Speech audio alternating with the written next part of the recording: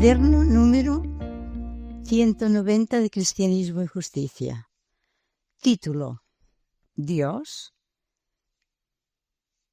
Autor: José Ignacio González Faus.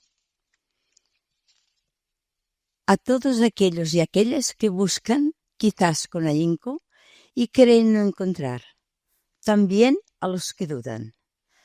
Tal vez la mayor de las perversiones en Israel y en nuestro tiempo sea la antigüedad con que se presenta la palabra de Dios y, sobre todo, la imagen tan ambigua que presentamos de Dios.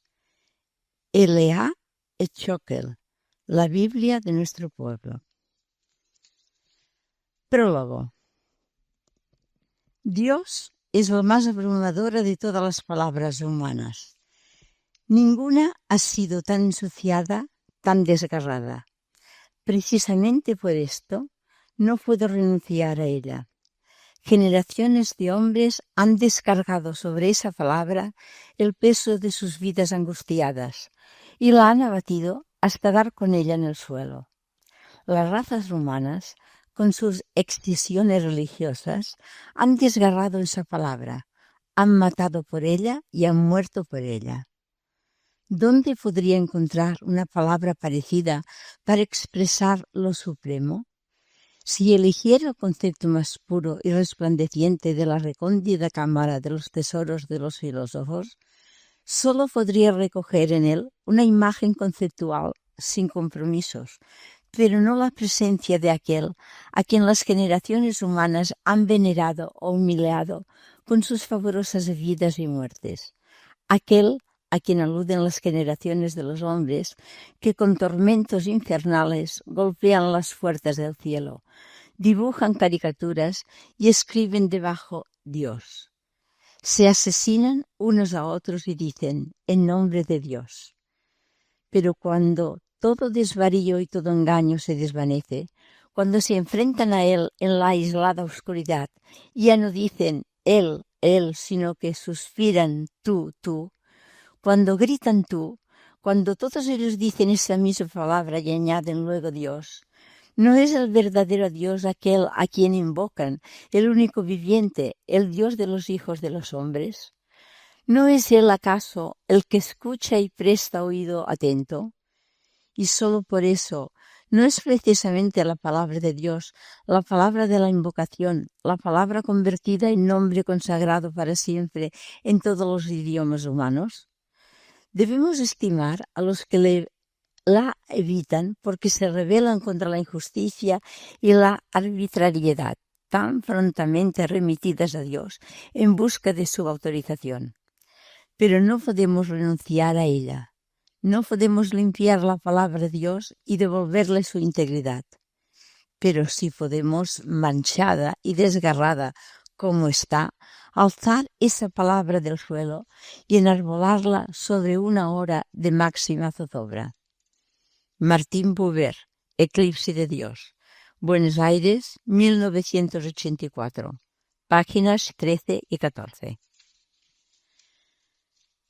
Capítulo 1. ¿Hay accesos a Dios? ¿Hasta dónde?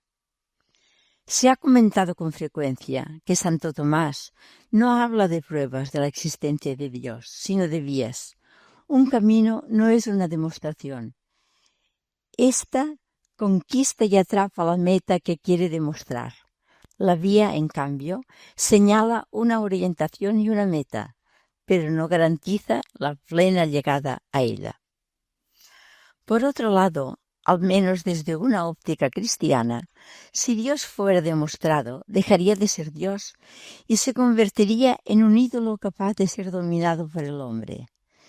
Creer que Dios existe sería entonces tan contradictorio como creer en el teorema de Pitágoras. Eso se sabe, pero no se cree. La fuerza de las 5 vías de Tomás no radica solo en su argumentación, sino en su multiplicidad. Esta sugiere que hay bastantes caminos que apuntan en una misma dirección, lo cual, en la estructura del conocimiento humano, es un indicio razonable de credibilidad. No obstante, Tomás se queda corto en ese punto, porque sus vías son todas de carácter intelectual y, como ahora trataremos de exponer, quizá podemos buscar o apuntar a Dios por otras vías que no son filosóficas. La estética, la mística, la ética, la misma ciencia. ¿Descubren también senderos que señalan y orientan en la dirección de eso que llamamos Dios?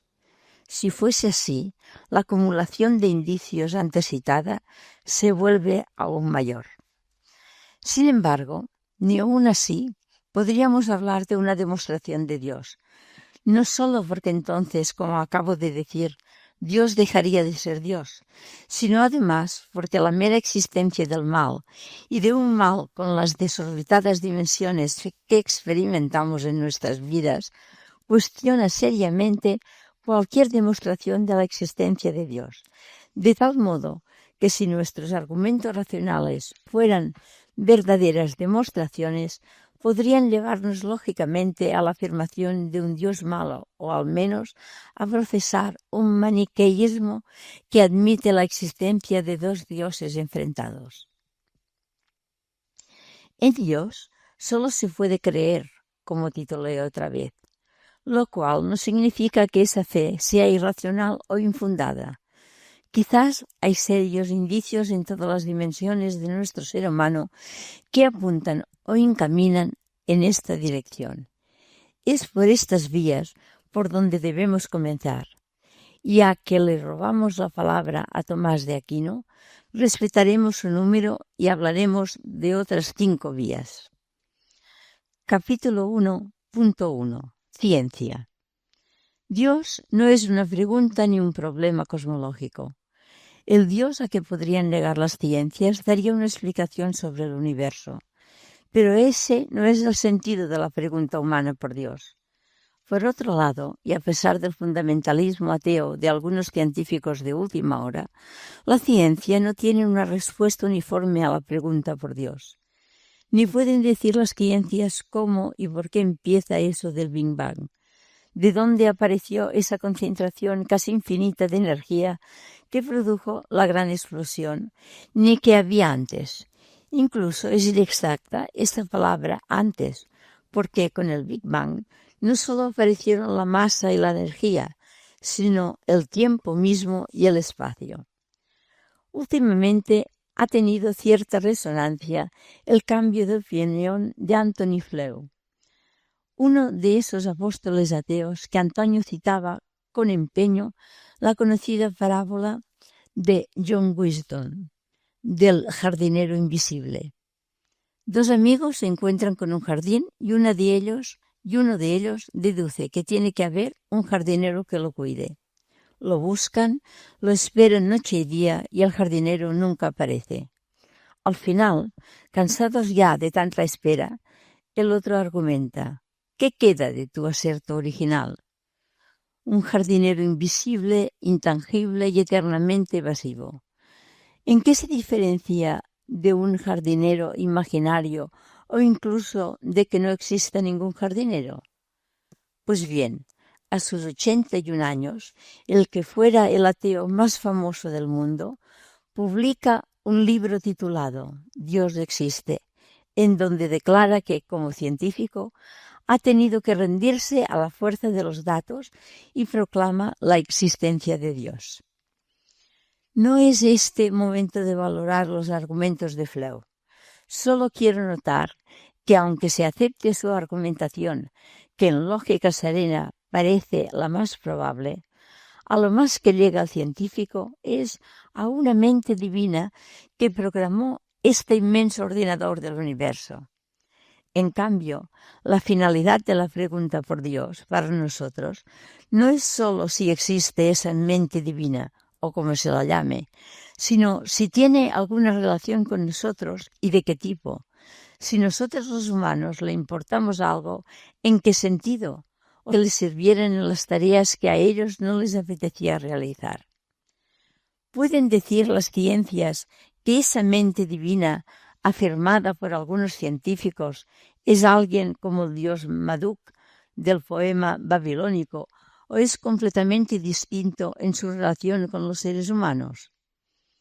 Desde esta perspectiva, que es la verdadera en la pregunta por Dios, la ciencia no puede decir nada sobre él.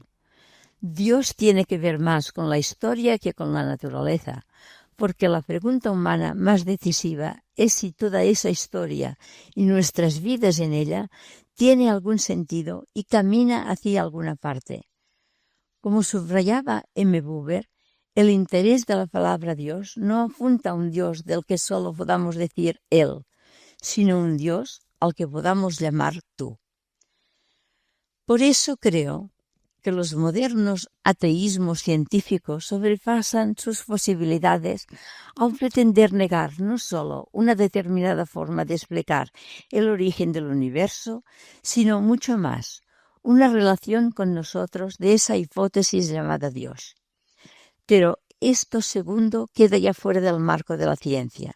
Sería como si a la pregunta que se hacía el protagonista de Los cipreses creen en Dios, de J.M. Gironella, ¿por qué las parejas?, respondiéramos solo para asegurar la reproducción humana.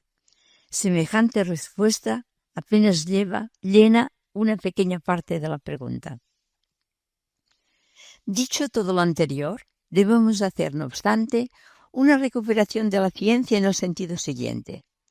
Si el universo es y se ha formado como dice la ciencia, cualquier afirmación de la existencia de Dios ha de ser compatible con esos datos científicos al explicar el modo de obrar de ese Dios.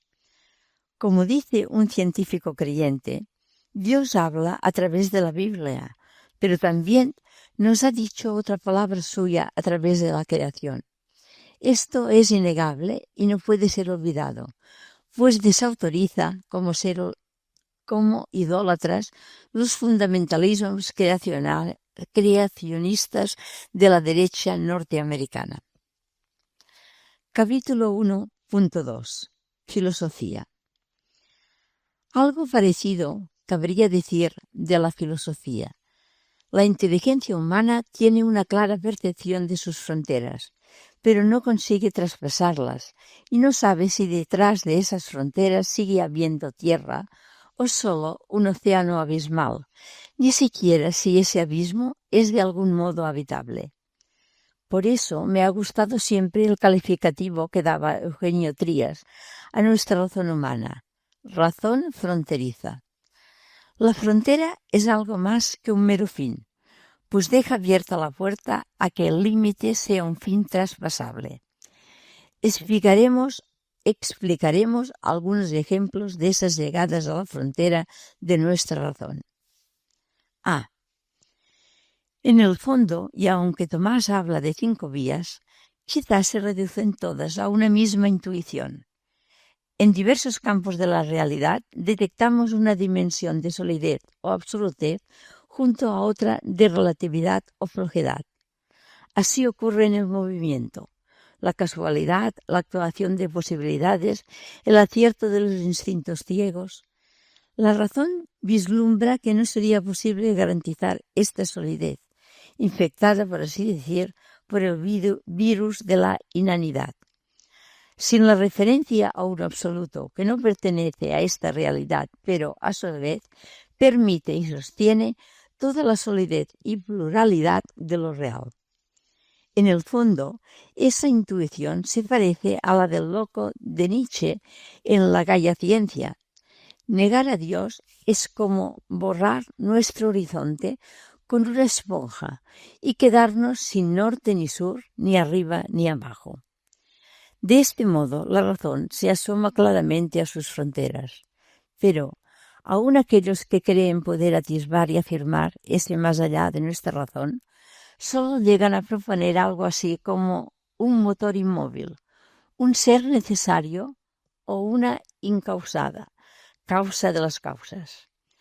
No pueden saber si hay algún tipo de relación predicamental de este ser con nosotros. Por eso, como ironizaba Zubiri, nadie se siente llamado a rezar, causa causorum miserere mei, porque una cosa es la mera creencia y otra la fe.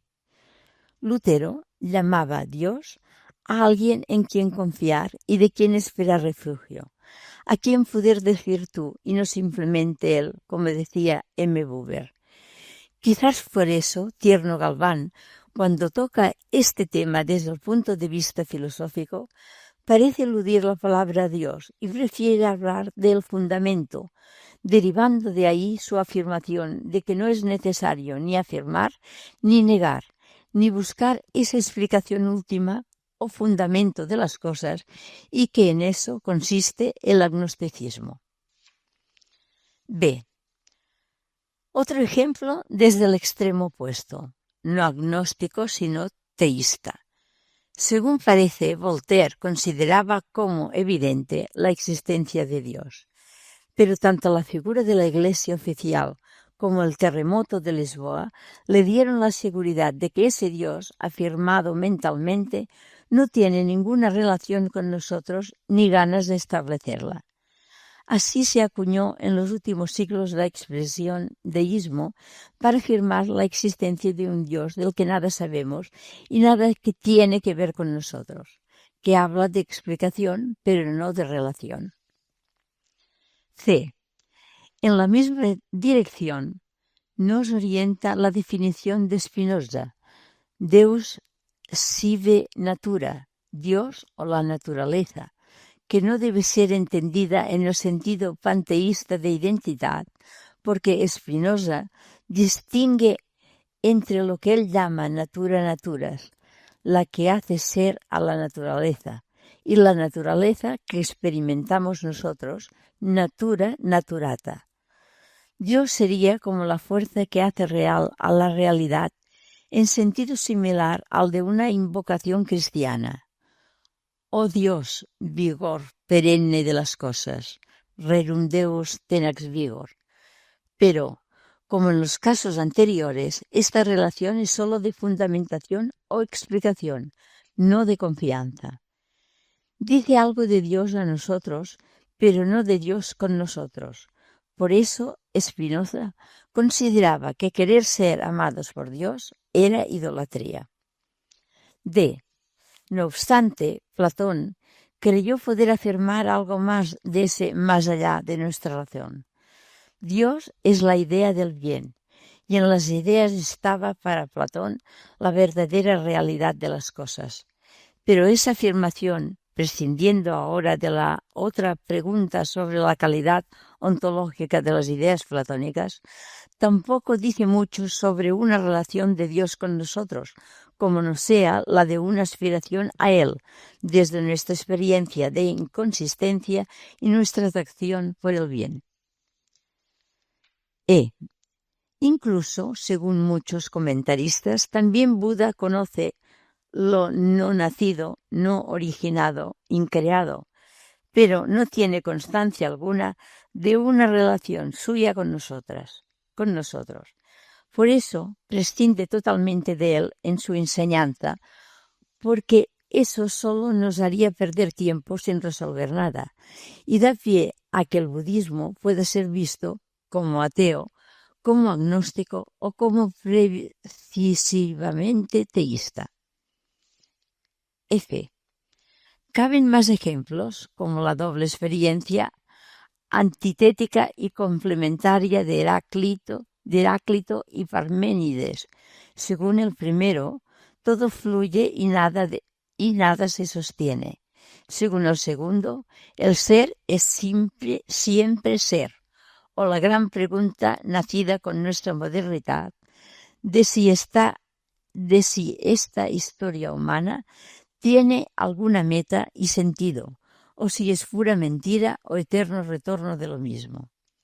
Pero los ejemplos anteriores son suficientes para que entendamos esa dimensión fronteriza de nuestra razón.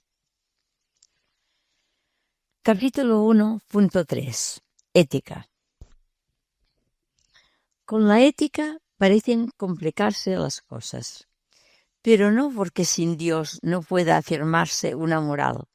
El hombre es un ser con una autonomía suficiente para que su recta conciencia y el recto uso de la razón le declaren lo que es moral sin necesidad de que alguien se lo dicte desde fuera. Se podrá objetar que los hombres raras veces usamos nuestra razón y nuestra conciencia con la debida rectitud, sino que con frecuencia las ponemos al servicio de nuestras pulsiones. Incluso, aunque usáramos la conciencia rectamente, el carácter incondicional de los imperativos morales no lo podemos fundamentar sin recurrir a un absoluto.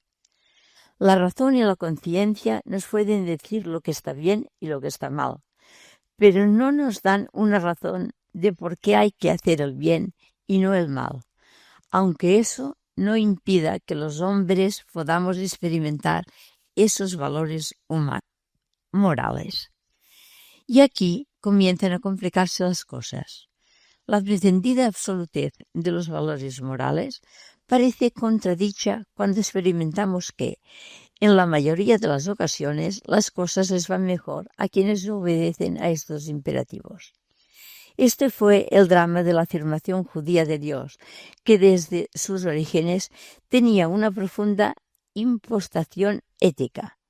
El salmista todavía rezaba: apártate del mal, obra el bien y siempre tendrás una casa. 36:27. Pero en plan de aguafuerte a lo Goya se le puede retorcer diciendo: apártate del mal, obra el bien y nunca tendrás una casa. Esa prosperidad de los malos resulta seductora y amenaza con pervertir todo el obrar humano.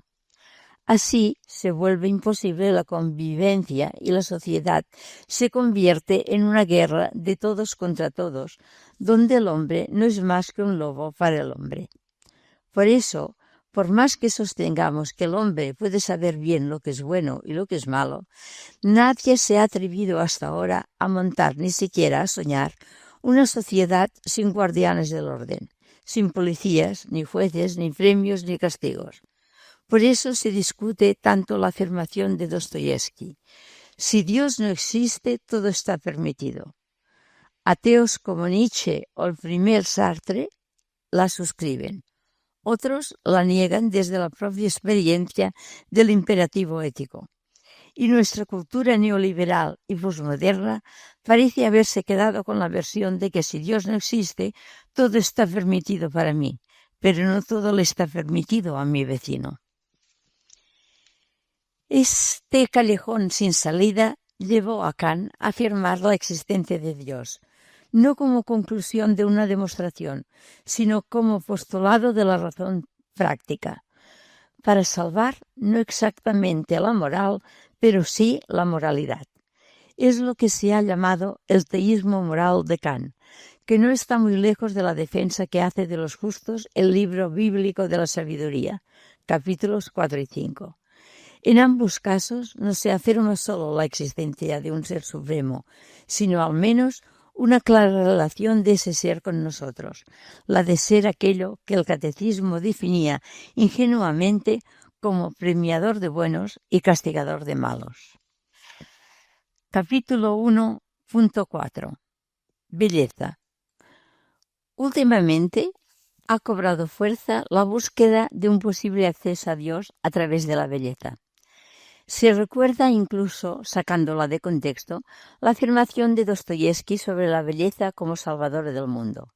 Se olvida quizás que ya San Agustín, en sus días de busca, preguntaba a todas las maravillas del mundo: ¿sois vosotros Dios?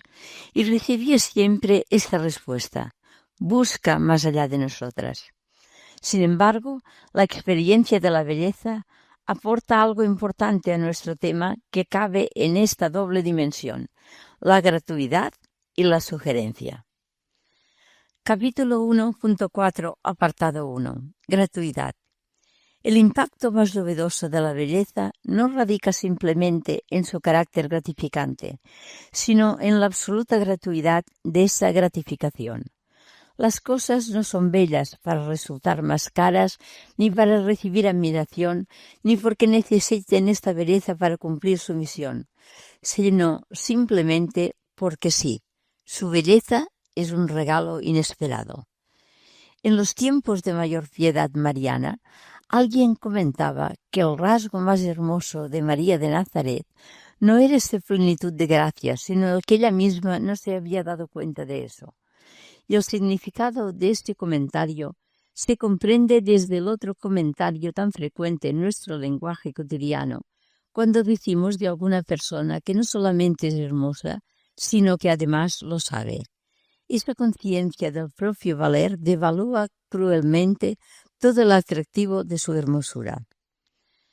Los dos aspectos, sin por qué y sin saberlo, describen esa gratuidad que es el verdadero mensaje de la belleza y casi el que menos valoramos hoy, en un mundo donde la belleza es material de concursos y de premios, de subastas y de precios, de comercio y de mercado. En cambio, si recuperamos y vivimos la verdadera experiencia de la gratuidad, entonces aquella frontera cerrada a la que decíamos que nuestra razón se asoma parece entreabrirse en positivo a nuestra experiencia, aunque no podamos decir nada de lo que hay más allá de esa abertura, porque, si queremos ser honestos, la experiencia de la belleza se ve acosada por los impactantes versos de Blanco Vega. Mira qué es desdecirte, dejar tanta hermosura en tanta guerra. Capítulo 1.4, apartado 2. Sobre todo de la música, que en este sentido tiene un cierto carácter sacramental, quiero decir que remite más allá de ella misma. Con la música no tropezamos meramente con unas sensaciones, melodía, ritmo, armonía, que halagan nuestros oídos, sino que nos sentimos como transportados a un algo más que no podremos tematizar, pero sí podemos experimentar. El final del primer acto de Madame Butterfly, el preludio de Lohengrin o la paz serena de algunos cantos musicales. De ahí que ahora el carácter de eso que intuimos o afirmamos ya no es meramente explicativo, sino atractivo. Platón percibió bien que la belleza, cuando se la afronta con ese respeto que reclama su gratuidad, resulta como una llamada a ir subiendo de la hermosura corporal a los comportamientos hermosos y a la belleza de la sabiduría y del amor. A esta síntesis de gratuidad y sugerencia es a lo que Simone Weil solía llamar pureza, y así confiesa que, estando en Asís, sola en la pequeña capilla románica de Santa María degli Angeli, incomparable maravilla de pureza, algo más fuerte que yo me obligó por primera vez en mi vida, de algún modo, aquella frontera a la que la razón llegaba y percibía. Ahora no se deduce la frontera, sino que uno se asoma a ella. Pero este paso ya no se da al nivel del mero razonamiento, sino al nivel de la experiencia y de una experiencia global, porque la verdadera belleza no solo halaga nuestros sentidos, oídos o vista, sino que afecta y pone en movimiento la totalidad de nuestro ser. Con estas alusiones a la experiencia nos vemos llevados al capítulo siguiente. En la vida humana parece haber lugar para otro tipo de dimensiones experienciales, también indecibles, pero mucho más precisas que la sugerencia de la belleza, porque ya no son experiencias de ese no sé qué quedan balbuciendo, muchas realidades bellas, sino que son vividas como experiencias de contacto, de presencia y encuentro con ese misterio indecible al que hemos llamado Dios. Me estoy refiriendo naturalmente a la llamada experiencia mística o, en tono menor, experiencia espiritual. Capítulo 1.5. Mística. A la mística se le suele dar menos crédito y menos valor del que quizá merece, por dos razones comprensibles. Es subjetiva y es minoritaria. Con frecuencia, la reacción de la gente ante el testimonio de los místicos, más que escuchar ese testimonio, suele ser no fiarse o preguntar por qué esto se les da a otros y no a mí, desautorizando por eso la experiencia. Ello no obliga a entretenernos un momento en estas Ello nos obliga a entretenernos un momento en estas dificultades. Capítulo 1.5, apartado 1. Su realidad. Efectivamente, hay pocas cosas más ambiguas y más falsificables que la mística. Pero, ¿es eso todo? A. Como experiencia subjetiva, la mística no es más que la intensificación de algo que es accesible a la mayoría de los creyentes en Dios y que solemos denominar experiencia espiritual. Un clásico medieval, el Kempis, escribió hace varios siglos,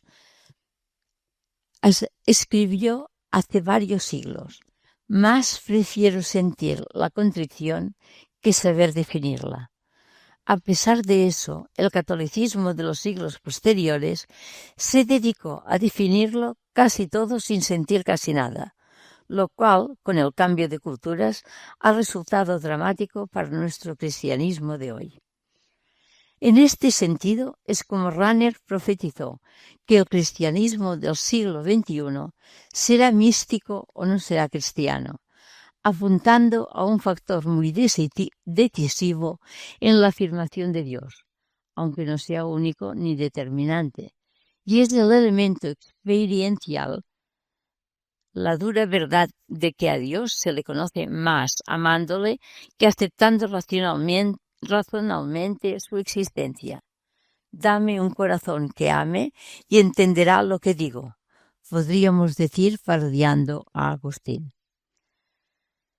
Con lenguaje no religioso podríamos repetir lo anterior afirmando que lo que busca la mística es el cuidado de la interioridad y que el actual interés por la mística es una dolida confesión de nuestra falta de interioridad. Pero ahí radican también sus riesgos, porque el ser humano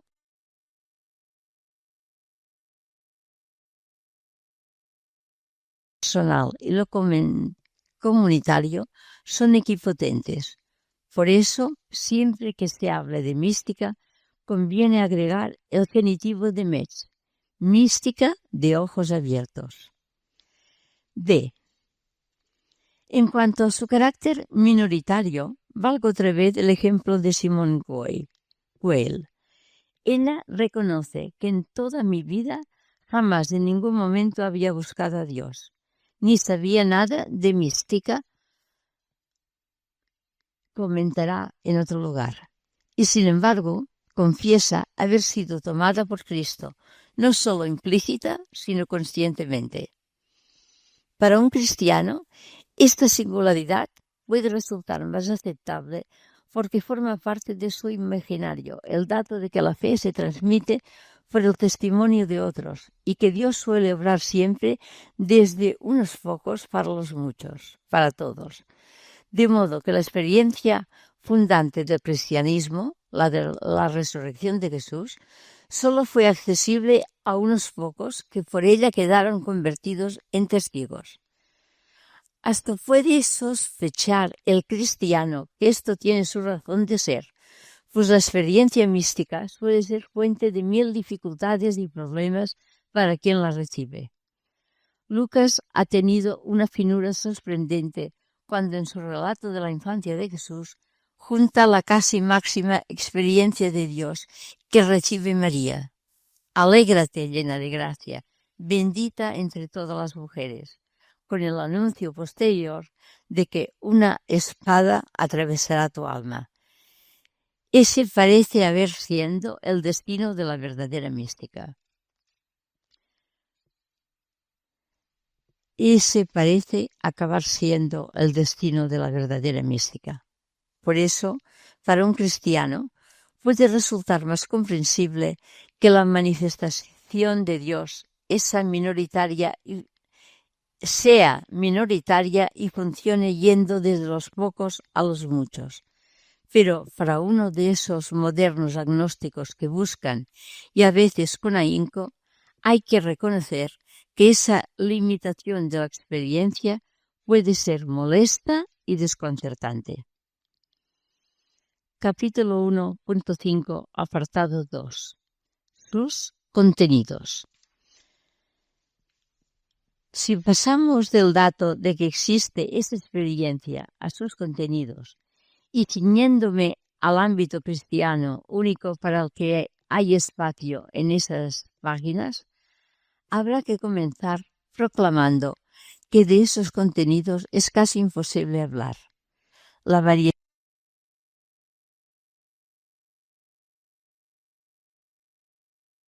Intentar hacerlo. Muchos místicos han contradicho el sabio consejo de Wittgenstein: de lo que no se puede hablar es mejor no hablar. Y han intentado decir algo de eso, de lo que es casi imposible hablar. Pero esa insuficiencia del lenguaje nos aconseja atender ahora a los aspectos formales de la experiencia más que a sus contenidos. En esta dirección podemos decir que la gran lección de la mística auténtica es que a Dios solo se llega cuando uno se refiere a Él como un tú.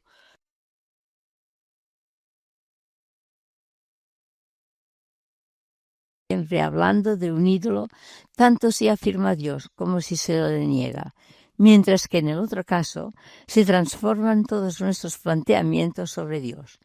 Esto puede ser válidamente comprendido desde la relación humana. A la persona solo se llega verdaderamente cuando la miramos como un tú, no como un simple él o ella. La experiencia mística es además como una extraña síntesis de despojo y plenitud, de noche oscura, pero amable más que la alumbrada. En ella se vive una seguridad de contacto, de presencia, que se visibiliza en 1000 detalles típicos del orante. Caer de rodillas, descalzarse, quedarse en un silencio sobrecogido, que en todo caso se expresaría solo en la absoluta seguridad de que tú estás aquí. Pero esa seguridad va acompañada por la sensación igualmente honda de ser desbordado, de que Dios es mucho más de lo que estoy viviendo y que todas las fórmulas o palabras con que intento expresar lo vivido no harán más que empequeñecerlo y por tanto falsificarlo. La vivencia espiritual es entonces fuente de libertad y de confianza. Genera una pacífica sensación de seguridad y otra de relatividad que facilitan la más profunda y humilde libertad. Uno de los primeros místicos cristianos, San Pablo, lo expresó de manera tan simple como rotunda y verdadera. Donde está el Espíritu de Dios, allí hay libertad. Por ambas notas, el místico nunca es agresivo, pero casi siempre resulta molesto para todas las instituciones. A la vez, cuando el sujeto de esa experiencia comprende que él no ha hecho nada para merecerla y que es un don gratuito, suele sospechar que se le dio para ser comunicada.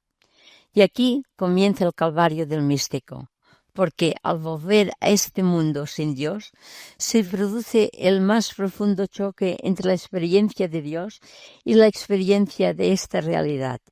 Y Dios no suele estar disponible entonces para sacar al agraciado de su atolladero. Intentemos mostrarlo en un paréntesis, para dar entrada otra vez al tema del mal y del sufrimiento, verdaderos escándalos de la fe en Dios y rocas de muchos ateísmos. Capítulo 1.6. Excurso. Mística y realidad.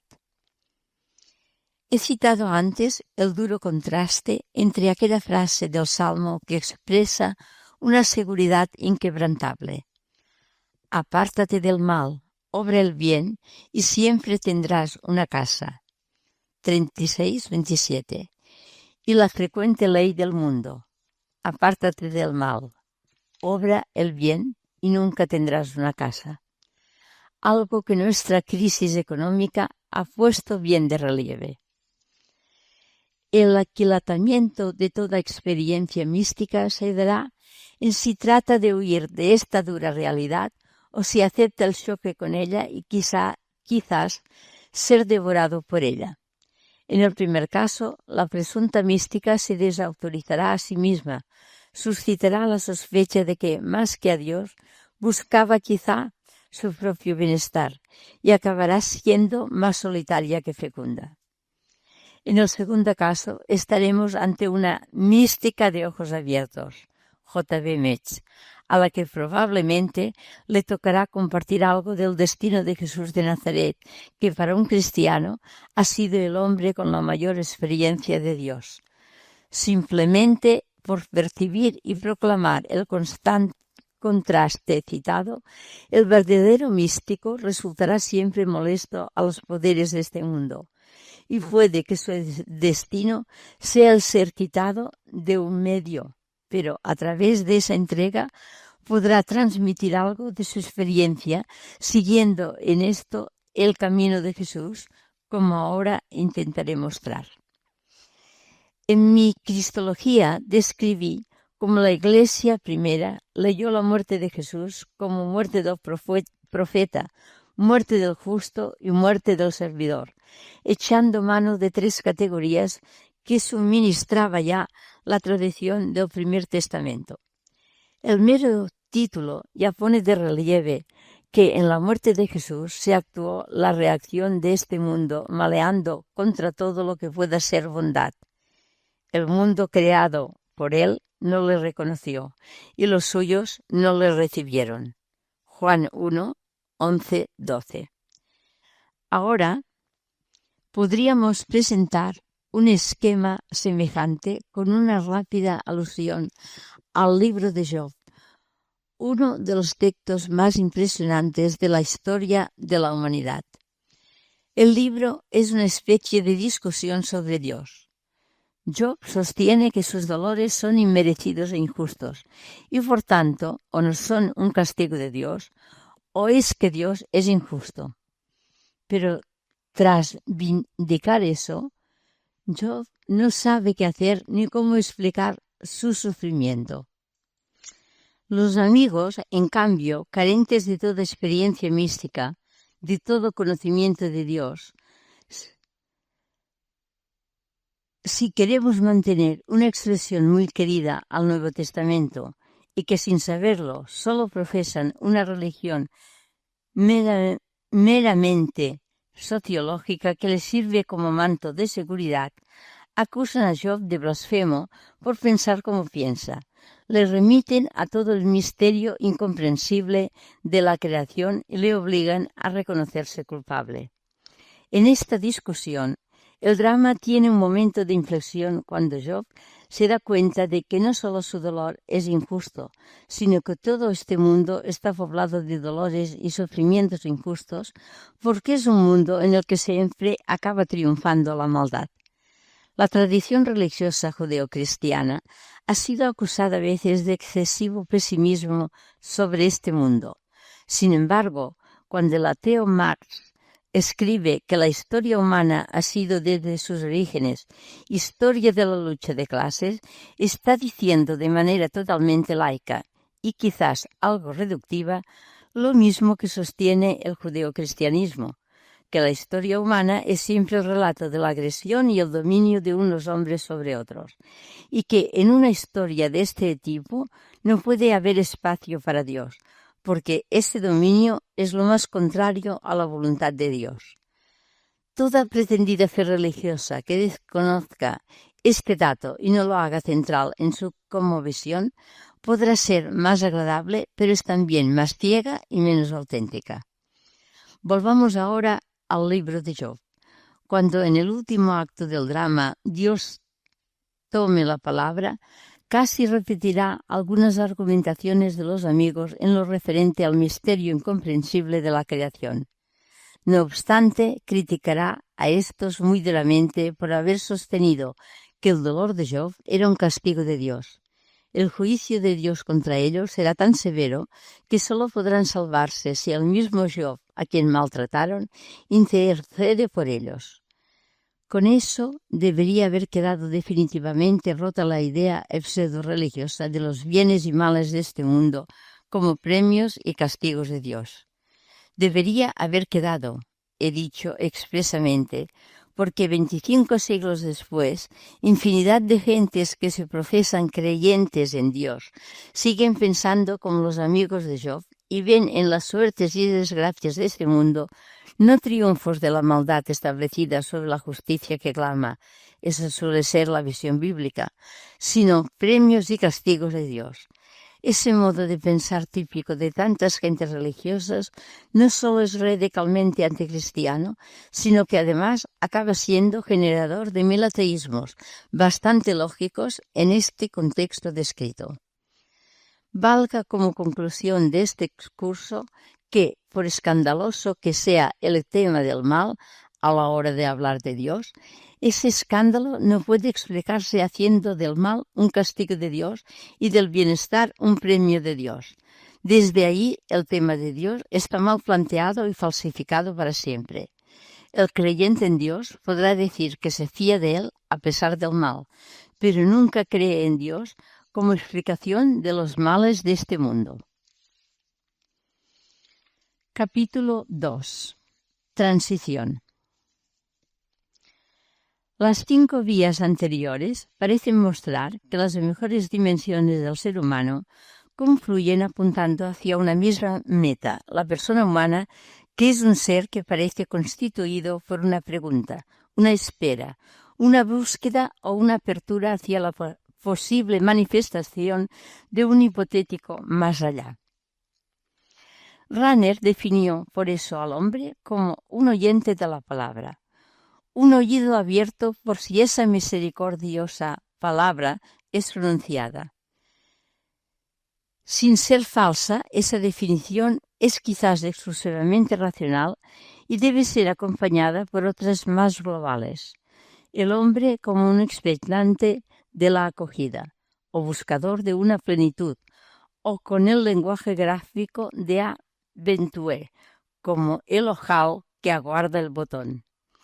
En este sentido destacó M. Blondel que siempre hay una inadecuación entre el objeto querido y la voluntad que lo desea, la voluntad querida y la voluntad que quiere, la cual suele trascender al objeto querido. Esta dimensión de nuestro ser humano podrá ser a veces anestesiada o dormida, como ocurre con otras dimensiones humanas. No obstante, hay una especie de consentimiento universal que la ha reconocido siempre. Incluso el lenguaje de muchos posmodernos de hoy confirma algo de esto, porque se confiesan ateos, pero a la vez proclaman que reconocen lo sagrado, designando así todo aquello que nos desborda o nos suena a misterio.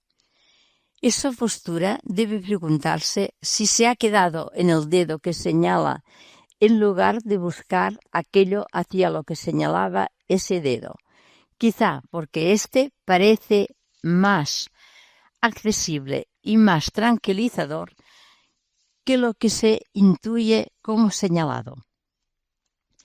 El anuncio cristiano podría formularse así: en Jesús de Nazaret nos ha sido dada una respuesta a esa dimensión trascendentadora del ser humano.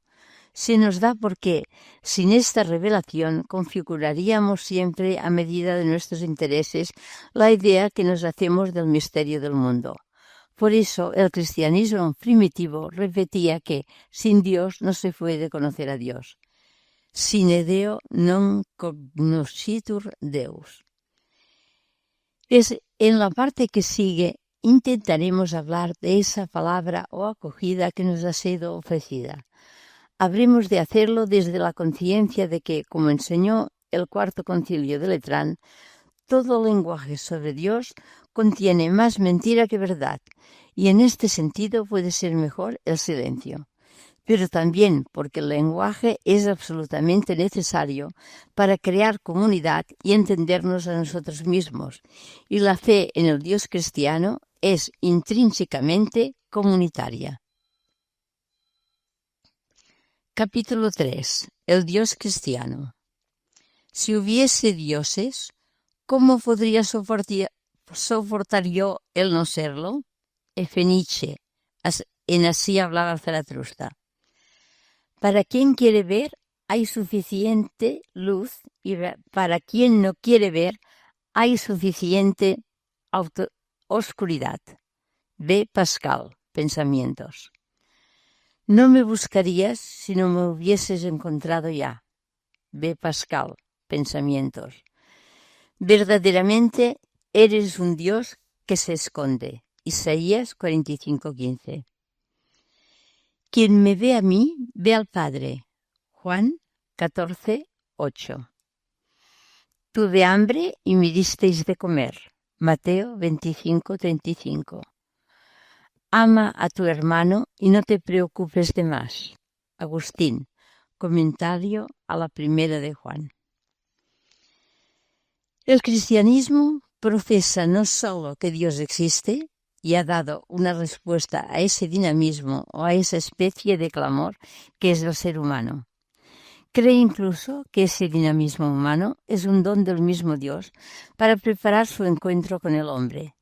El mito judeocristiano de la creación habla del hombre creado a imagen y semejanza de Dios. Génesis 1:26. La palabra imagen, en tiempos en que no existían máquinas fotográficas ni filmadoras tan fáciles, tenía un sentido mucho más serio y dinámico que nuestro lenguaje actual. La imagen no era una toma, como decimos hoy, sino un esfuerzo, un afán nunca satisfecho de igualarse al modelo. Capítulo 3.1. Del hombre a Dios. El primer acceso que el ser humano tiene a Dios es el reconocimiento de que Él no es Dios, el autoateísmo. Es en este sentido como podemos decir que hay un acceso posible de todo ser humano a Dios, porque esa negación explícita de la propiedad divinidad lleva implícita la apertura a alguna dimensión o realidad que niegue mi pretensión de poder.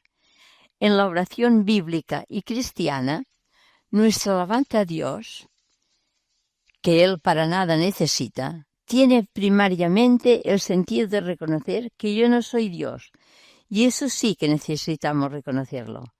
Esa alabanza o ese reconocimiento son el primer paso indispensable para poder recibir la manifestación de Dios. El Zaratustra de Nietzsche parecía bien consciente de ello, y Metz repite con razón que de entrada la palabra de Dios suena como una amenaza para el sujeto que trata de pensarlo. Cuando ese reconocimiento deja de ser meramente teórico, capaz de convivir con actitudes prácticas de egolatría y pasa a ser vital, actitudinal, ya está el ser humano confesando a Dios y abriéndose a Él de manera implícita, pero suficiente para que por caminos que solo Dios conoce. Génesis 22. Dios se le haga consciente o inconscientemente presente. Por eso, a tantos agnósticos de hoy que no consiguen creerse en culpa propia, basta con recomendarles intentar cada día una oración que diga más o menos: si existieras, serías digno de mi adoración y de mi amor. Ahora quiero ofrecértelos condicionalmente. Eso hará creer en humanidad, evitando que el no saber si tiene un dueño degenere en erigirse en su dueño. Capítulo 3.2. De Dios al hombre. Capítulo 3.2, apartado 1. Pedagogía. La manifestación de Dios, según el cristianismo, ha sido dinámica y progresiva. Señalaremos algunos rasgos de ello. A. La conquista del monoteísmo. Ante un Yahvé que se ha revelado como liberador, pero que luego parece esconderse y dejar a su pueblo solo por el desierto o frente a las 1000 necesidades de la vida, es casi irresistible la tentación del recurso a dioses de otros pueblos que parecen más cercanos y ofrecen ayudas especializadas para las cosechas, para la fertilidad de la mujer, para la salud, para las guerras.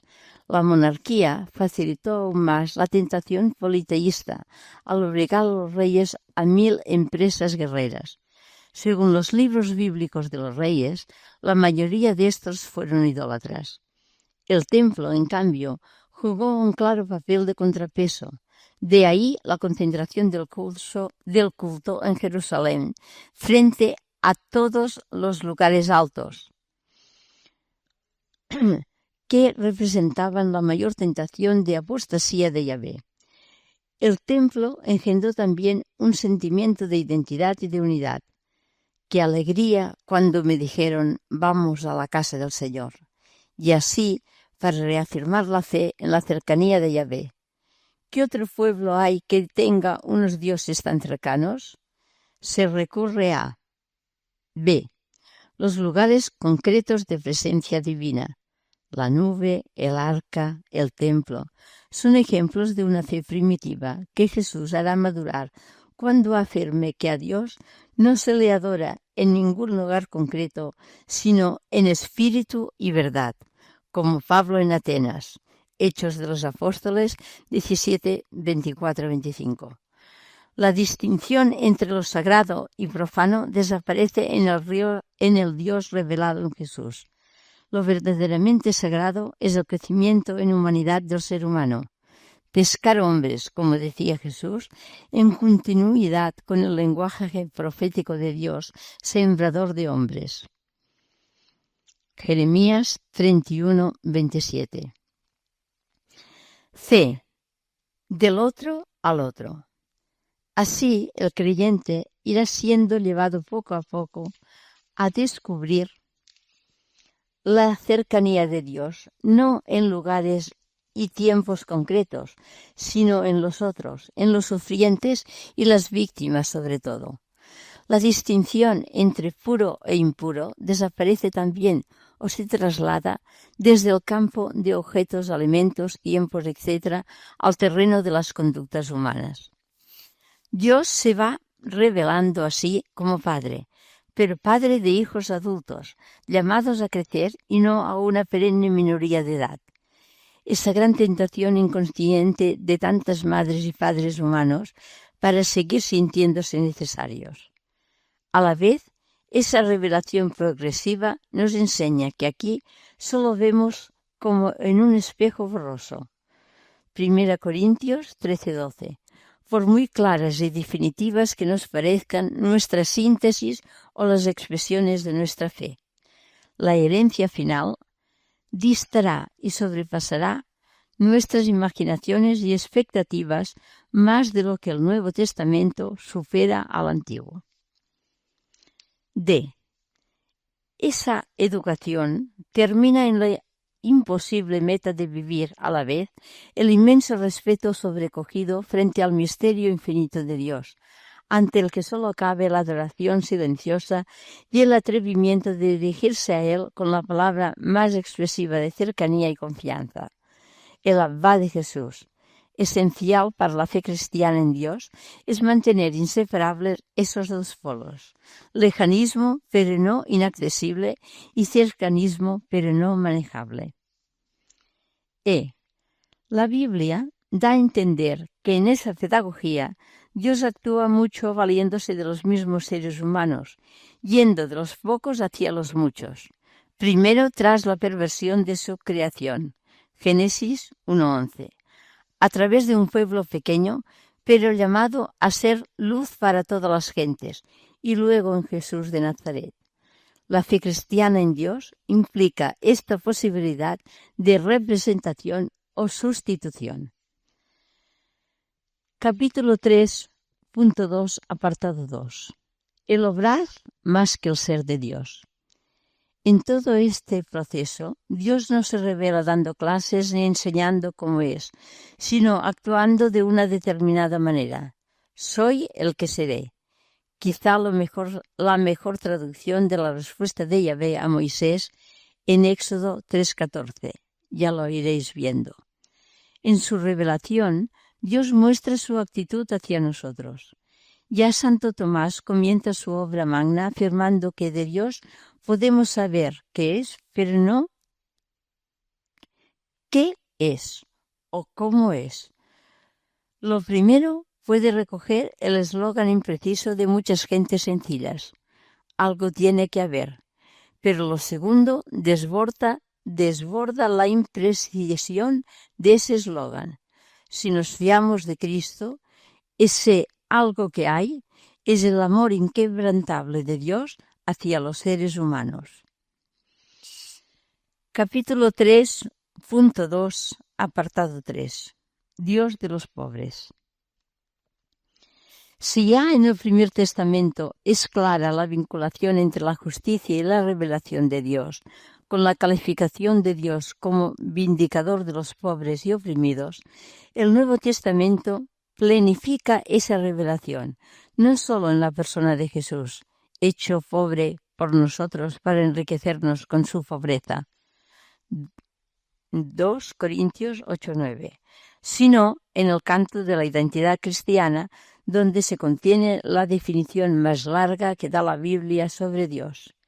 Misericordia que deriva del trono a los poderosos y enaltece a los humildes, colma de bienes a los hambrientos y despide vacíos a los ricos. Lucas 1, 50-53. Incompatible con el culto al Dios dinero. Mateo 6:24. Porque los propietarios del reino de Dios son los pobres. Lucas 6:20.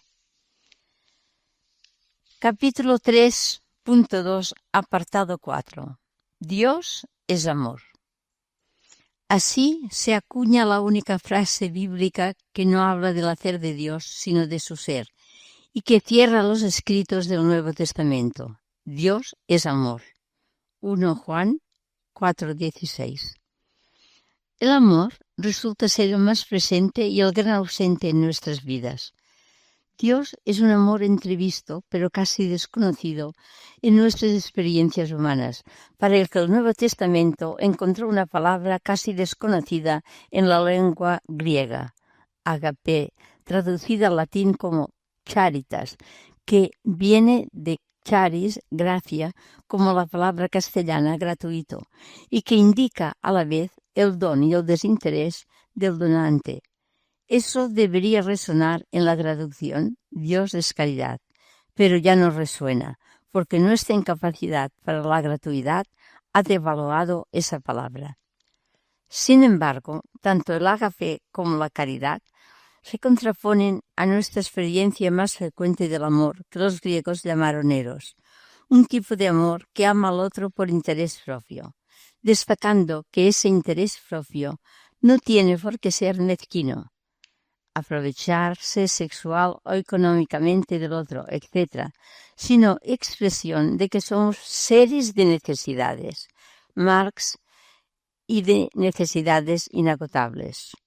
El eros hacia la belleza o la bondad puede empujarnos a ir creciendo en su busca. Por eso es insensato contraponer moralistamente el ágape al eros para buscar a aquel condenando a este. Tales como moralismos solo llevan a lo que se dijo de aquellas monjas jansenistas, puras como ángeles, soberbias como demonios. Casi todo lo que de ágape hay en nosotros, los humanos, suele brotar de nuestro eros al que transforma. Y eso puede verse a veces tanto en el amor de pareja como en el maternal o paterno.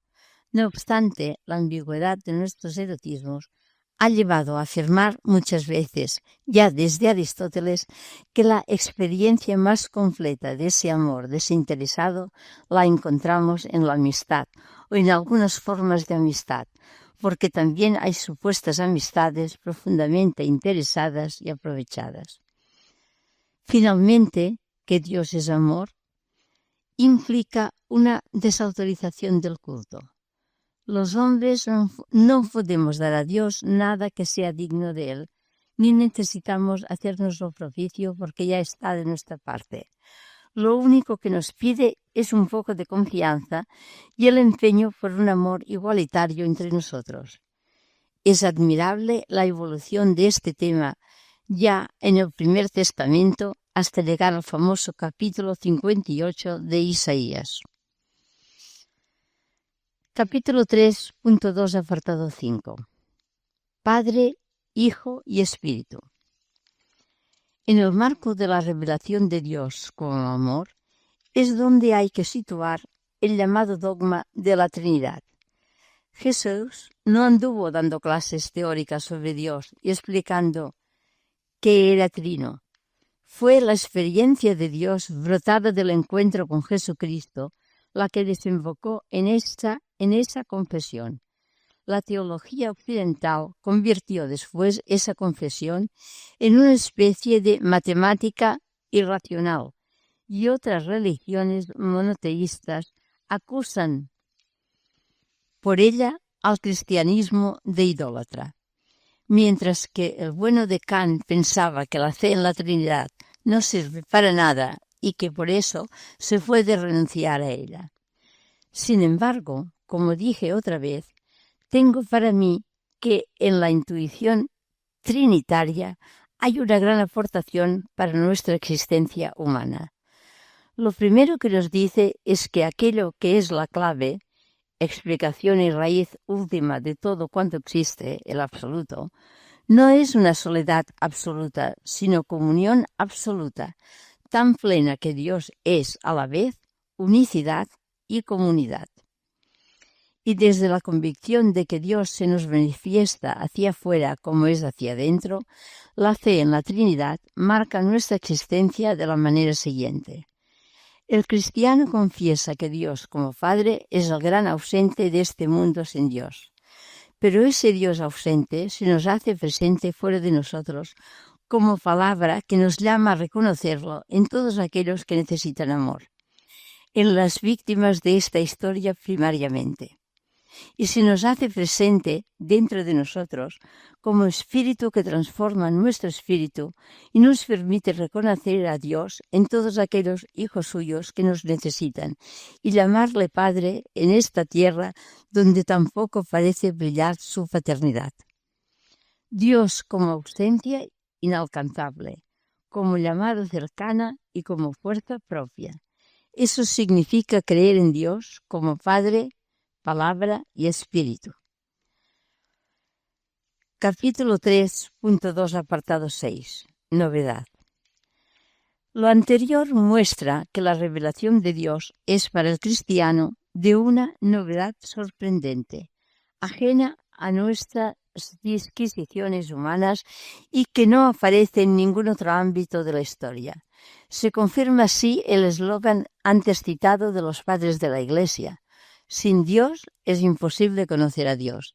Esta frase, por así decir, sale al encuentro de todas las vías que entretejieron la primera parte de este cuaderno. El dinamismo humano no llega a su meta por sí mismo, sino porque Dios tiene decidido salirle al encuentro. Por eso le había creado así. Capítulo 3.2, apartado 7. Misterio siempre. Pero el cristianismo afirma también que, aún luego de su revelación, Dios sigue siendo para nosotros misterio. Pese a lo mucho que Tomás de Aquino habla de Dios y a su insistencia en que podemos predicar de Él todo aquello que es perfecto, reconoce, siguiendo a su maestro Alberto Magno, que el innombrable es el más hermoso de todos los nombres, porque lo sitúa ya de entrada sobre todo lo que puede intentar decirse sobre él. Un misterio doble porque es a la vez el Dios sin nombre, pero el Dios con rostro humano, el desconocido ante el que sería mejor callar, pero que tiene el rostro irreconocible de las víctimas de esta tierra y de esta historia, de los enfermos y de los pobres que nos llaman y resultan ser los protagonistas de los evangelios. Desde esos rostros desfigurados, Dios se convierte para nosotros en una voz más que en una imagen, la cual siempre será un ídolo. Ello enlaza con toda la tradición del Primer Testamento, donde Dios actúa siempre llamando, pero sin dar a conocer su rostro o su nombre en el léxico hebreo clásico. Capítulo 3.3. Significado humano de la existencia de Dios. Capítulo 3.3, apartado 1. La justicia que brota de la fe. Pues bien, hay una actitud humana que es a la vez consecuencia y preparación de ese encuentro. Luchar por la justicia, la fraternidad y la igualdad de hombres libres. Si alguien vive así, no se preocupe. Si cree que no puede encontrar a Dios, que no se preocupe. Según el Nuevo Testamento, le ha encontrado ya, aunque no lo sepa. Mateo 25, 31, SS y 1 Juan 4. Pues cuando Dios se da al hombre como Padre, el primer resultado y la prueba de esa donación es la igualdad entre los seres humanos, como igualdad plena entre hermanos. Es como si Dios nos dijera: me abajo hasta ti, pero abájate tú a ti a los que están por debajo o lejos de ti. Perdona nuestras ofensas como nosotros perdonamos a quien nos debe algo. La igualdad es la más religiosa, la más teológica, la más creyente y la más cristiana de todas las pretensiones humanas, porque la razón no basta para fundamentarla.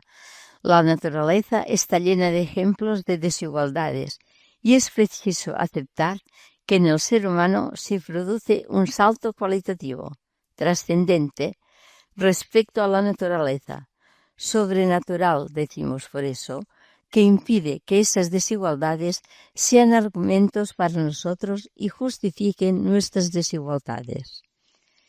Esto nos lleva a retomar otro eslogan típico de nuestra modernidad, hoy casi enterrado por desgracia, como expresión del significado de la existencia de Dios. Que Dios existe significa que son posibles y por ello obligatorias la libertad, igualdad y fraternidad. En 1989, 200 años más tarde, como suele pasarle a la Iglesia, Juan Pablo II declaró en su viaje a Francia que esas son palabras cristianas. Sin embargo, ese grito tan cristiano de la Revolución Francesa había nacido expresamente en contra de la Iglesia, que lo tenía olvidado, y nació por ello en contra de Dios. Pero al nacer cortando ese cordón umbilical, el grito de la Revolución Francesa se quedó abortado. Le ocurrió algo que Chesterton formuló con su envidiable y precisa agudeza: el mundo moderno está lleno de ideas cristianas que se han vuelto locas. Efectivamente, el grito de la Revolución Francesa ha quedado reducido a una libertad contra la fraternidad y contra la igualdad. En vez de sumar, ha enfrentado, y hoy ya nadie parece creer en aquel grito loco, que ha quedado mutilado y reducido solo a la libertad. Con ello, la misma libertad se ha desfigurado y se ha vuelto loca. ¿Por qué? Simplemente por haberse separado de Dios, como quisiera mostrar ahora. El sentido cristiano del grito de la Revolución era dignidad de hijos de Dios, de la que brota la libertad como contenido de esa dignidad. Esa libertad de hijos existe la fraternidad con todos los hijos de un mismo Padre, y la fraternidad reclama igualdad en la cual se desnaturaliza. Libertad para la fraternidad y para la igualdad es la consecuencia ineludible de toda fe o afirmación del Dios cristiano.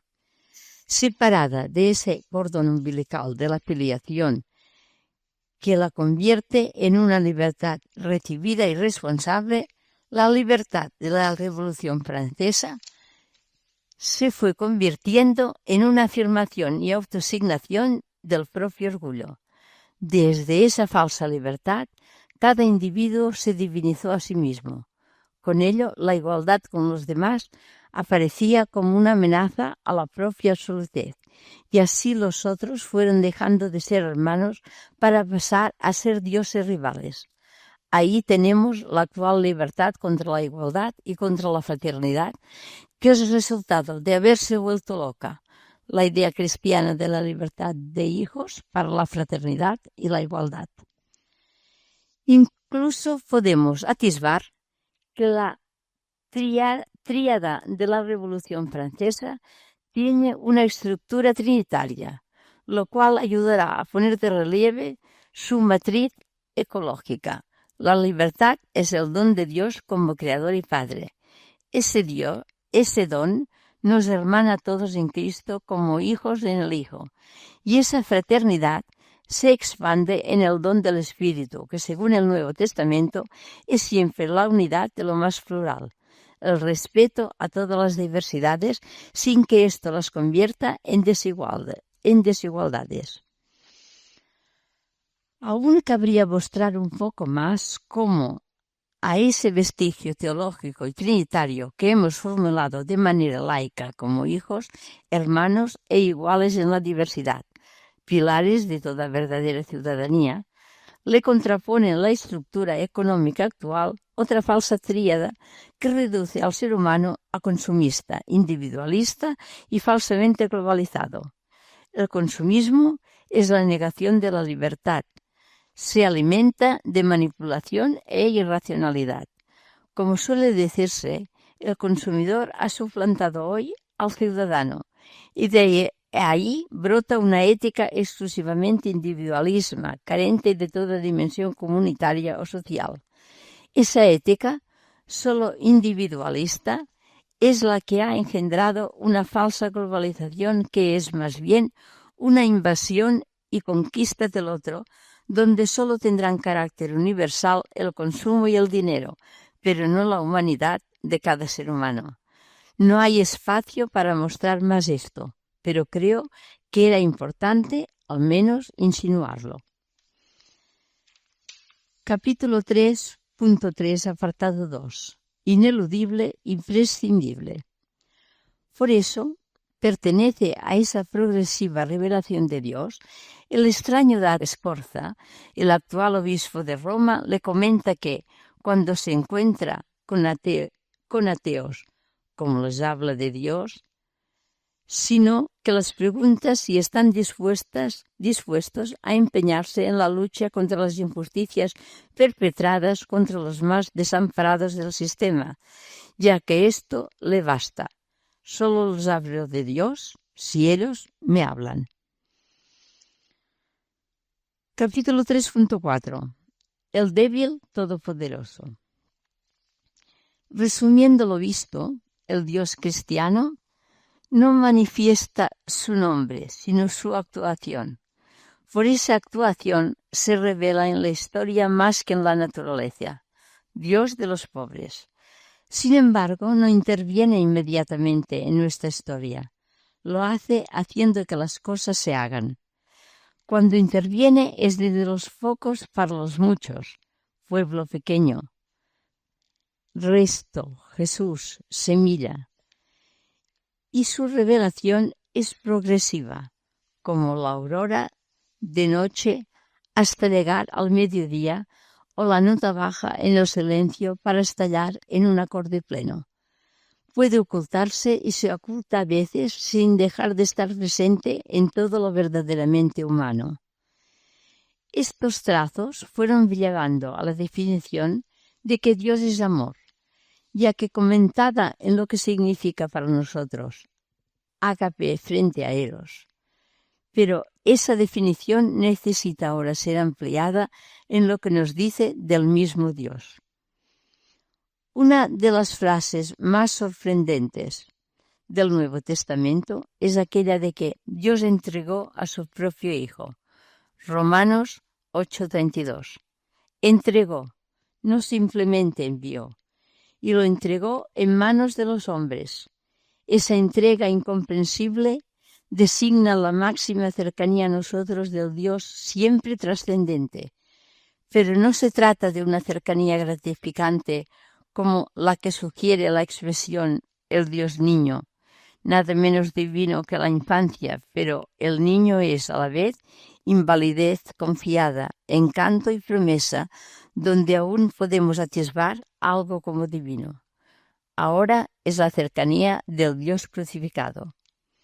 Y eso significa, en su relación con nosotros, Dios ha respetado tanto la libertad humana que no envía legiones de ángeles para liberar a su Hijo, ni quiere el Hijo que las envíe. Se presenta totalmente desdivinizado, débil, impotente entre los hombres. En pocas líneas, un himno neotestamentario de los más antiguos usa estos tres adjetivos: despojado, anonadado, humillado. Filipenses 2:6 SS. Y sin embargo, en esta misma ausencia, creen los cristianos que es donde Dios estuvo más cercano a nosotros. Precisamente por eso, la cruz no es la última palabra sobre Dios, sino que Dios resucitó a Jesús y se reveló ahí como el que llama a la plenitud. Por eso Pablo unifica estas tres acciones que adjetivan a Dios. Es el Dios que llama al ser a lo que no es y que resucita a los muertos. Ahí brilla su poder en el origen y el fin de la historia como Dios de vivos y no de muertos. Marcos 12:27. Pero dentro de la historia es solo el Dios que justifica al impío. Ver Romanos 4, 17, 24, 25.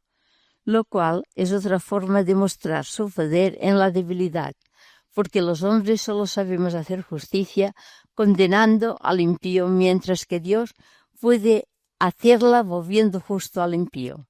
Así, el Deus minor es el Deus semper maior. Capítulo 3.5. En conclusión.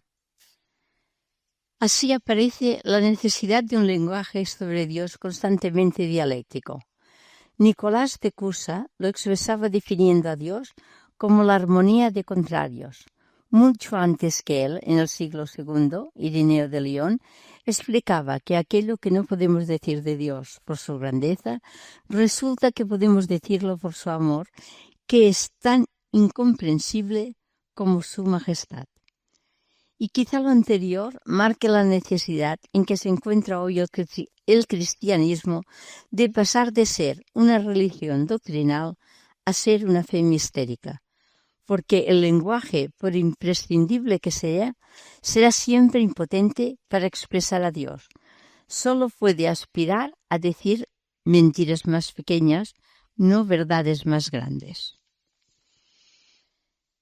Capítulo 3.6. Algunas consecuencias. Capítulo 3.6, apartado 1. Las religiones de la tierra. En mi opinión, lo antedicho ilustra el enorme peligro, por no decir falsedad, del eslogan puesto en circulación desde un irenismo cómodo ante el problema de las religiones de la tierra. Dios une, Cristo separa. De entrada, no deberíamos comenzar reconociendo humildemente que Dios es lo que nos separa, porque, como escribiera Bonhoeffer, el Dios revelado en Jesús pone del revés todo lo que el hombre religioso espera de Dios. Hoy las religiones podrán confluir en la búsqueda honrada, pero no en la afirmación de Dios. Quizá en la experiencia de Dios, pero no en la doctrina sobre Él. Ya Pablo temía que el celo por Dios impida el escándalo de la fe en el crucificado. En cambio, Jesús de Nazaret, como hombre, podría unir a las religiones porque su oferta es una oferta de plena humanización, pescar hombres, más allá de que se crea o no en su divinidad. Recordemos la aguda observación de Seguel. No es por la forma en que un hombre habla de Dios, sino por la forma en que habla de las cosas terrenas, como se puede discernir si su alma ha permanecido en el fuego del amor de Dios. Capítulo 3.6, apartado 2. La visión del mundo. También creo que lo antedicho ayuda a comprender las distintas visiones de la realidad que se originan según la noción que se tenga de Dios. A. Para Oriente, el mundo real carece de entidad o de realidad verdadera. Es pura apariencia, pura mentira. tiene la misma realidad que las cosas que percibimos cuando soñamos y que allí nos parecen muy reales. B.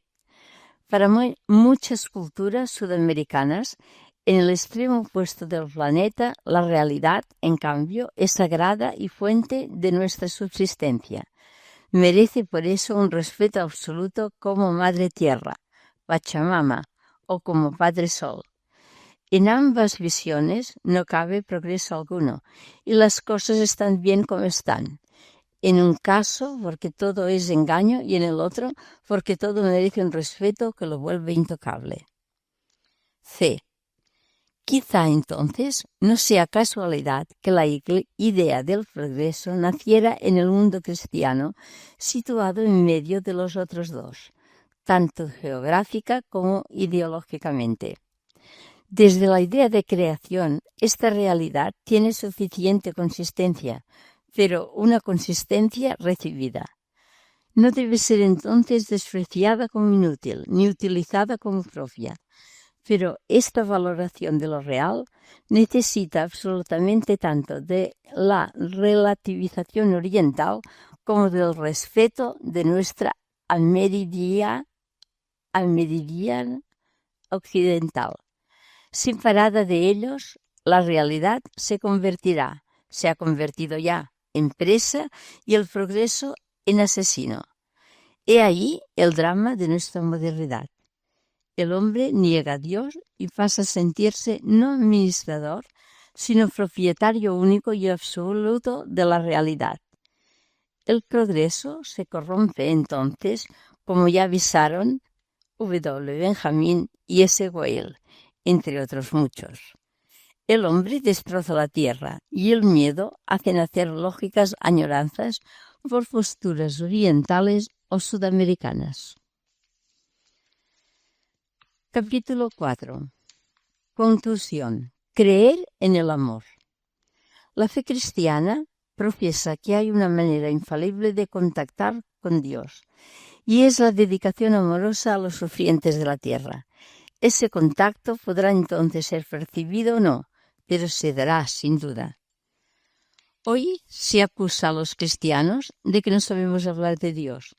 Y es que de Dios no se habla bien mirando las nubes, ni contemplándose a sí mismo, ni dando latigazos moralistas, sino mirando a esta tierra sufriente y utópica. Sugeriré, para concluir, dos posibles universos de lenguaje sobre Dios. A.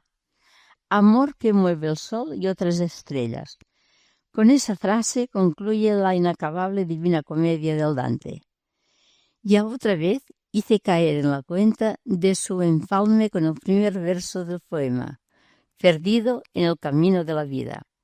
Ambos versos se empalman y muestran cuál debería ser la trayectoria del ser humano y cómo se orienta a Dios desde nuestra presencia en esta tierra, desde la dispersión casi infinita de energía en la gran explosión inicial, Big Bang, a un proceso de aproximación y fusión destinado a terminar en un gran abrazo, Big Bang, en el que Dios será todo en todas las cosas. Será un proceso inacabable y difícil, movido solo por el amor, por el acercamiento. Un proceso desesperante a veces porque quisiéramos que Dios tuviera o hiciera actuar otros motores más rápidos a los que vemos como más eficaces. La fe en el Dios revelado en Jesucristo es una fe en el amor como la realidad última que es fuente y verdad de vida, y comporta el compromiso de convertir la propia vida en una entrega al amor y un aprendizaje al amor. Tal aprendizaje no excluye el empeño para que ese amor no sea ciego, sino lúcido e inteligente. D. Sin confusión ni división. Según el cristianismo, la revelación de Dios con el ser humano cabe toda en esos dos giros adverbiales. Ambos fueron acuñados por un concilio del siglo V, Calcedonia, para definir la relación Dios-hombre en Jesucristo.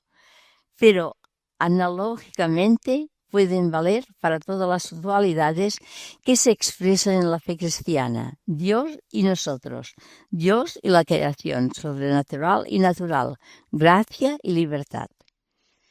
Sin confusión quiere decir que Dios sigue siendo Dios y el hombre sigue siendo hombre tras la unión.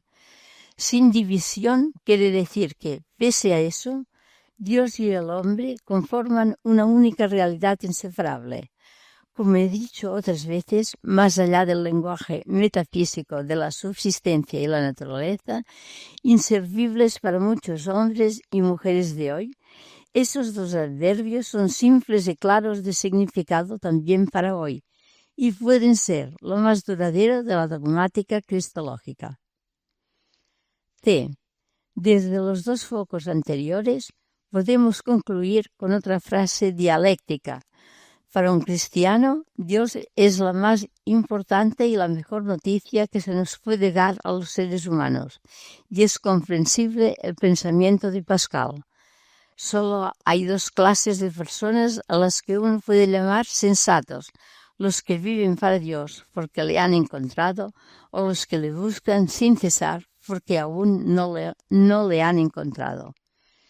Pero al mismo tiempo, Dios puede ser una cuestión de importancia relativa, porque la manera más verdadera de amarle es amar lo que Él ama, y se reveló en Jesús diciendo: tanto ama Dios al mundo que entregó a su Hijo, no para condenar al mundo, sino para salvarlo. O con otra frase atribuida a Mounier: los hombres se dividen hoy según que hayan hecho o no acto de presencia ante la miseria del mundo, no según crean o no en Dios. Para el futuro y desde el Evangelio me parece perfectamente válida la tesis de M. Gauchet. El cristianismo es la religión de la salida de la religión, pero no de la salida de Dios. Temas o cuestiones para la reflexión. El texto de Martín Bouvet, Eclipse de Dios, como pórtico de lectura, te habrá afectado. ¿Qué es lo que subrayarías como importante? La primera parte del cuaderno señala las vías, los senderos, los caminos, no las pruebas, que orientan y señalan hacia el misterio de Dios.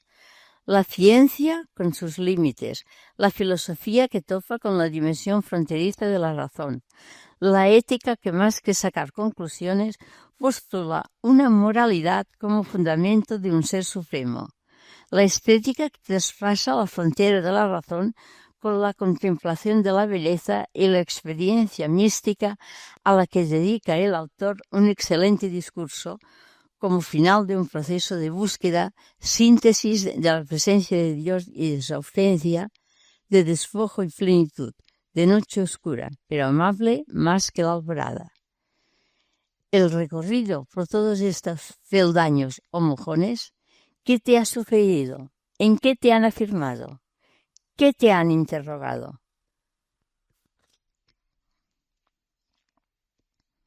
La segunda parte del cuaderno apunta hacia el Dios cristiano, también con un recorrido que pasa por el reconocimiento de nuestros límites ante una realidad de Dios, una realidad dinámica, de cercanía en los rostros sufrientes de las víctimas de la historia. El Dios cristiano no manifiesta su nombre, sino su actuación. Por esa actuación se revela en la historia más que la naturaleza, Dios de los pobres. Sin embargo, no interviene inmediatamente en nuestra historia. Haciendo que las cosas se hagan. Cuando interviene es desde los pocos para los muchos. Pueblo pequeño, resto, Jesús, semilla. Y su revelación es progresiva, como la aurora de noche hasta llegar al mediodía, o la nota baja en el silencio hasta estallar en un acorde pleno.